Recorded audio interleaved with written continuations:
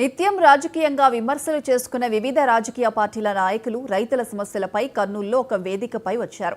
అఖిల భారత కిసాన్ మహాసభలకు మద్దతుగా ఆంధ్రప్రదేశ్ రైతు సంఘం ఆధ్వర్యంలో రైతుల సమస్యల పరిష్కారానికి జాతీయ సదస్సు నిర్వహించారు. ఈ సదస్సుకు కమ్యూనిస్ట్, బీజేపీ, కాంగ్రెస్ పార్టీ నాయకులు పాల్గొనడం విశేషం.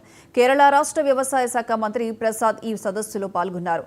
కమ్యూనిస్టు పార్టీల తరపున సిపిఐ రాష్ట్ర కార్యదర్శి రామకృష్ణ, కాంగ్రెస్ పార్టీ నుంచి మాజీ మంత్రులు రఘువీరారెడ్డి, మారెప్ప, బీజేపీ నుంచి రాజ్యసభ మాజీ సభ్యులు టీజీ వెంకటేష్ పాల్గొన్నారు. రాష్ట్ర ప్రభుత్వాలు రైతులకు మేలు చేస్తున్నా కేంద్ర ప్రభుత్వం సహకరించడం లేదని సిపిఐ రామకృష్ణ అన్నారు. రైతుల సమస్యలపై పోరాడేందుకు ఎప్పుడూ అందుబాటులో ఉంటానని రఘువీరారెడ్డి తెలిపారు.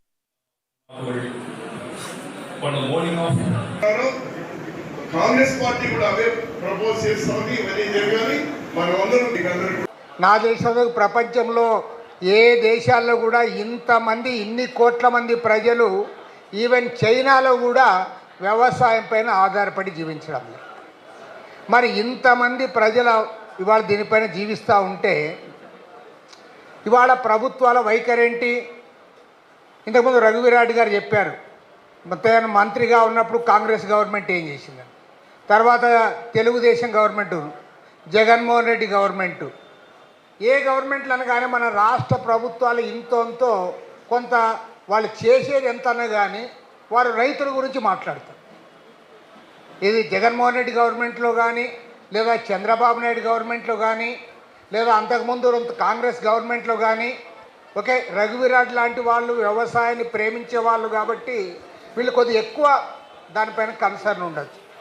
కానీ ఏది ఏమైనా సరే రాష్ట్ర ప్రభుత్వాలు, మంత్రులు, ముఖ్యమంత్రులు కొద్దిగైనా వ్యవసాయం గురించి ఆలోచిస్తూ ఉన్నాయి. నన్ను పిలిచినప్పుడు మాత్రం రైతు సోదరుల సమస్యల పరిష్కారము పార్టీకి సంబంధం లేదని మమ్మల్ని అంతా పిలిచారు. వచ్చేదే బీజేపీ నాయకుడు వచ్చాడు చూడడానికి గెలుతున్నారు. ఇది పార్టీలకు అతీతంగా రైతుల సమస్యలు తీసుకోపోవాలి. మోదీ గారు మనందరికీ ఏం అగ్నెస్ట్ కాదు, వాస్తవాలు చెప్తున్నారు. కొన్ని తీసుకుంటూ వస్తారు, సమస్యలను తీసుకుంటూ ముందుకు వెళ్తారు.